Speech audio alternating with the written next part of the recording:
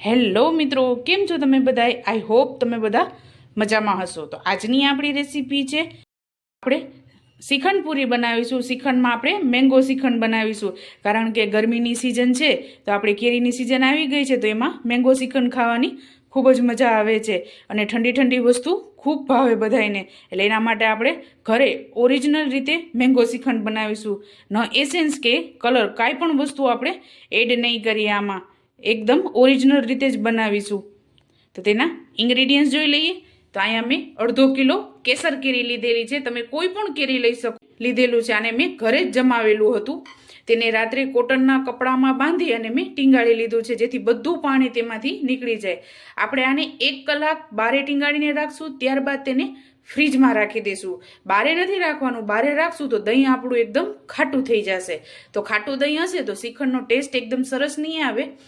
તેના માટે તો આપણે ફ્રીજમાં જે જારીનો ભાગ છે તેના ઉપર તમે લટકાડીને પણ રાખી શકો છો, અને વજન રાખી નીચે ચાયણી મૂકી ત્યારબાદ તે રીતે પણ તમે રાખી શકો છો. આની ઉપર વજન રાખશો તો આસાનીથી પાણી નીકળી જશે. એટલે આપણે આ પાણી કાઢેલું જ દહીં લીધેલું છે. મેં 1 કિલો દહીં લીધેલું હતું. અંદાજે અત્યારે 600 થી 700 ગ્રામ જેટલું દહીં છે. આ જરૂર અનુસાર પાણી, પૂરીનો લોટ બાંધવા માટે, તેલ તરવા માટે તેલ, પૂરીને ખાંડ લીધેલી છે. 1 કપ ઘઉંનો લોટ લીધેલો છે. ડ્રાયફ્રૂટમાં બદામ અને પિસ્તા આ આપણે ખાલી ગાર્નિશિંગમાં જ એડ કરવાનું છે. અને એલચી લીધેલી છે, 4 નંગ એલચી લીધેલી છે. અને રવો 1 અને મીઠું લીધેલું છે. પૂરીને તરવા માટે તેલ લીધેલું છે. તો ચાલો રેસીપી સ્ટાર્ટ કરીએ. પૂરીમાં આ રવો એડ કરવાથી પૂરી એકદમ સોફ્ટ અને ફૂલી ફૂલી પૂરી બને છે. તેના માટે પૂરી ફૂલેલી હોય તો ખાવાની ખૂબ જ મજા આવે છે. તો સૌપ્રથમ આપણે કેરીનું કટિંગ કરી લેશું, કારણ કે આપણે આમાં ખાંડ નાખીએ અને આને પાકવા દેવાનું છે. આ રીતે પાકવા દેવાથી ખાંડનું પાણી અને કેરીનું પાણી પણ બળી જાય છે, જેથી આપણું શ્રીખંડ એકદમ ઢીલું ન થાય. તેના માટે આ પ્રોસેસ આપણે કરીએ છીએ. આ રીતે કરવાથી ખાંડ પણ કાચી નથી લાગતી અને કેરી પણ એકદમ સરસ કૂક થઈ જાય છે. અને શ્રીખંડ આપણું જેવું બજારમાં મળે છે તેવું જ તૈયાર થશે, ઢીલું નહીં થાય શ્રીખંડ. ડાયરેક્ટ કાચે કાચું તમે આને પીસી લેશો ખાંડ નાખી, તો આમાંથી જ્યારે આપણે શ્રીખંડને હલાવશું ને તો તેમાંથી પાણી છૂટશે. તો આપણે આ રીતે કટિંગ કરી લીધું છે. હવે એમાં આપણે ખાંડ એડ કરશું, 2 ચમચી.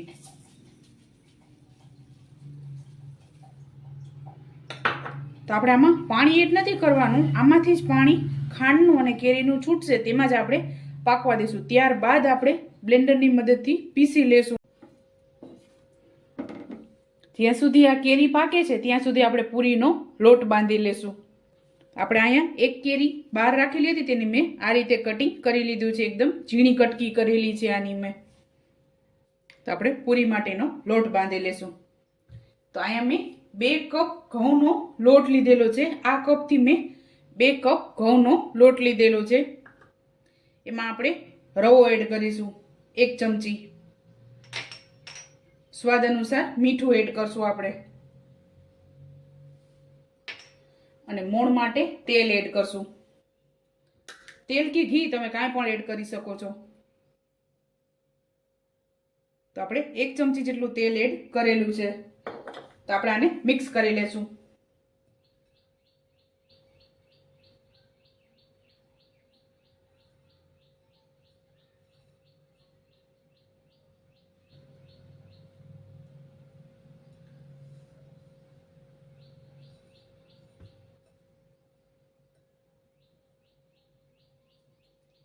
તો આ મિક્સ થઈ ગયું છે. આપણે પાણી નાખી અને આનો લોટ બાંધી લેશું. લોટ થોડોક આપણે ઢીલો બાંધશું, કારણ કે રવો છે તો આપણે રેસ્ટ આપીશું તો પાણી બધું પી જશે. એટલે આપણે થોડુંક ઢીલો લોટ બાંધવાનો છે.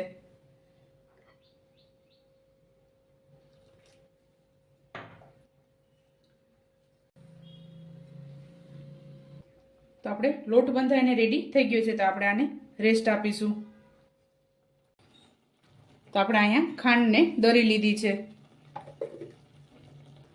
તો હવે આપણે આને પીસી લેશું.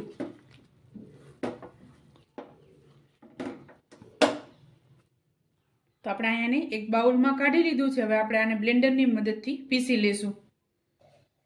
તો આપણે આને પીસી લીધું છે. એકદમ સરસ ઘાટું તૈયાર થઈ ગયું છે. આ રીતે આપણે ઘાટું કરવાનું છે. હવે આપણે આને દહીંમાં એડ કરશું તો આપણું દહીં ઢીલું નહીં થાય અને શ્રીખંડ એકદમ સરસ ક્રીમી અને ઘાટું શ્રીખંડ તૈયાર થઈ જશે.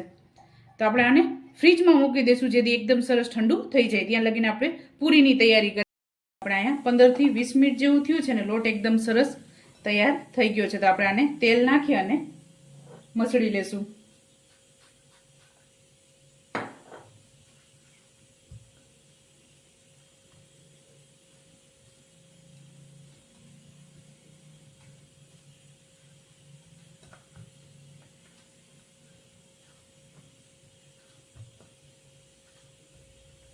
અને મેં પૂરી માટેનું તેલ ગરમ મૂકી દીધું છે.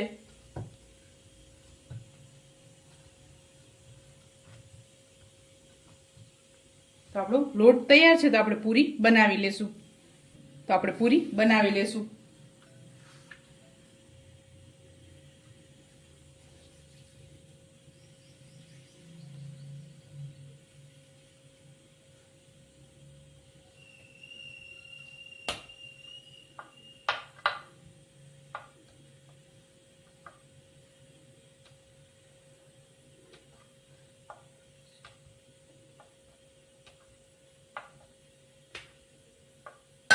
તો આપણે નોર્મલ સાઈઝની પૂરી વણવાની છે. આટલી થીક આપણે રાખવાની છે પૂરીને. તો આપણે આ જ રીતે બધી પૂરી તૈયાર કરી લેશું.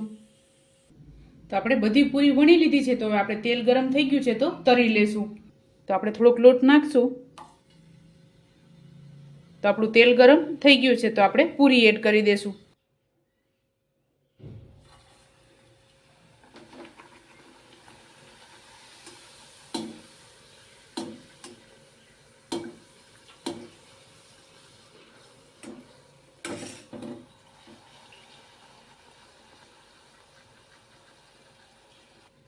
તો આપણે આ રીતે ગોલ્ડન બ્રાઉન કરવાની છે.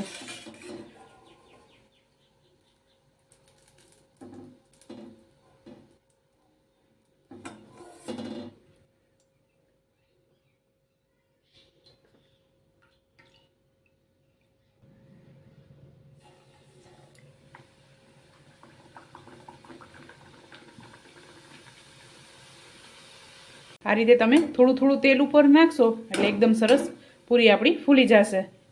અને થોડીક દબાવશો તો પણ આ પૂરી ફૂલીને એકદમ સરસ તૈયાર થઈ જશે.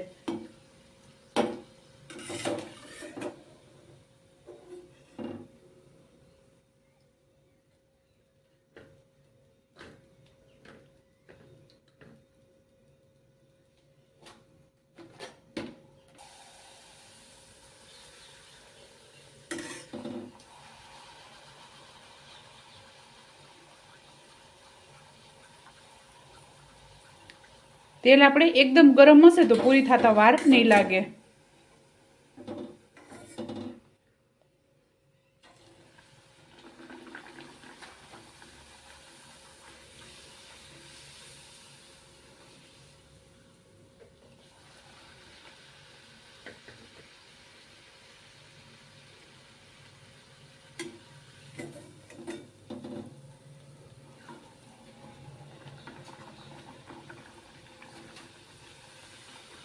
આ રીતે તમે એને હળવા હાથે દબાવશો એટલે એકદમ સરસ ફૂલી જશે પૂરી.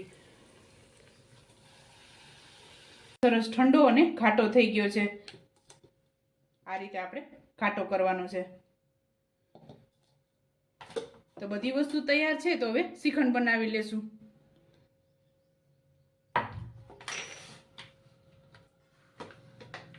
તો સૌપ્રથમ આપણે આમાં દરેલી ખાંડ એડ કરશું.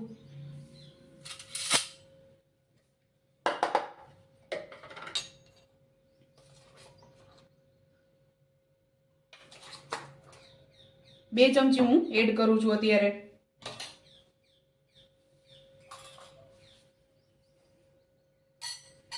આપણે આને મિક્સ કરી લેવાનું છે.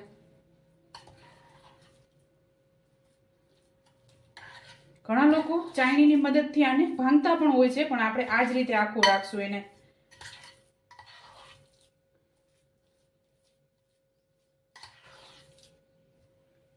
ત્યારબાદ આપણે આ એલચી એડ કરશું. આને મેં ખાંડી લીધી છે. એલચીના દાણા ફોલી અને આને મેં ખાંડી લીધી છે.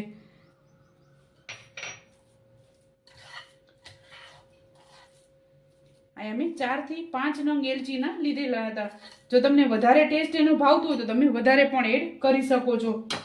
ત્યારબાદ આપણે કેરીનો પલ્પ એડ કરશું. એકી સાથે એડ નથી કરવાનો, આપણે થોડો થોડો કરીને એડ કરશું.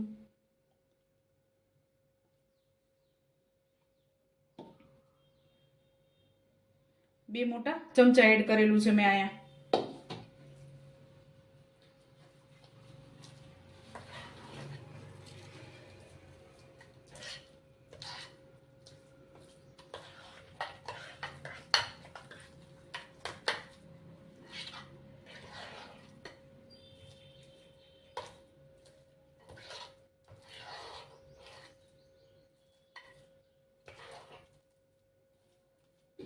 તમે કેસર પણ એડ કરી શકો છો.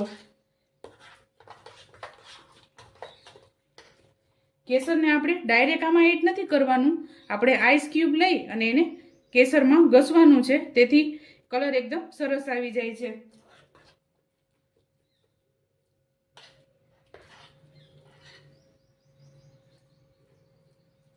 તો આપણે આ મિક્સ થઈ ગયું છે. હવે એમાં આપણે કેરીની કટકી એડ કરશું. થોડીક આપણે ગાર્નિશિંગમાં રાખીશું.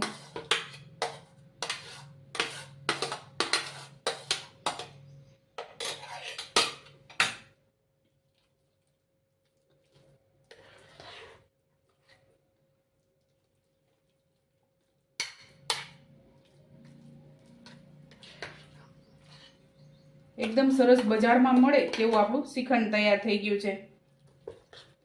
કેટલા લોકોને કેરી ભાવે છે તે મને કોમેન્ટ જરૂરથી કરજો. અને આની સાથે એકદમ સરસ ઘાટું તૈયાર થઈ ગયું છે. જેવું બજારમાં મળે છે તેવું સરસ તૈયાર થઈ ગયું છે. તો આપણે આમાં ટેસ્ટ કરી લેવાનું. જરૂર લાગે તો ખાંડ એડ કરવાની છે આપણે. અને આમાં ડાયરેક્ટ તમે જો કેરીનો પલ્પ એડ કરેલો હશે તો આ રીતે ઘાટું નહીં થાય, એકદમ પાતળું રબડી જેવું થઈ જશે. કારણ કે કેરીનું અને ખાંડનું બંને વસ્તુનું આમાંથી પાણી છૂટશે તેના માટે. તો આપણે આ તૈયાર થઈ ગયું છે.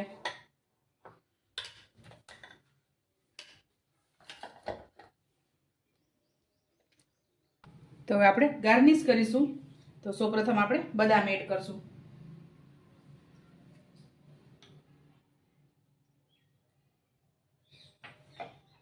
ત્યારબાદ આપણે પિસ્તા એડ કરશું.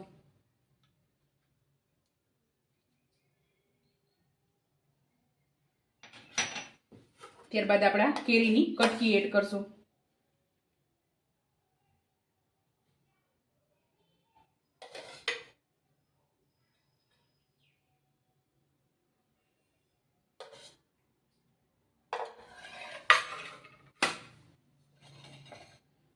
ત્યારબાદ આપણે પૂરી એડ કરશું.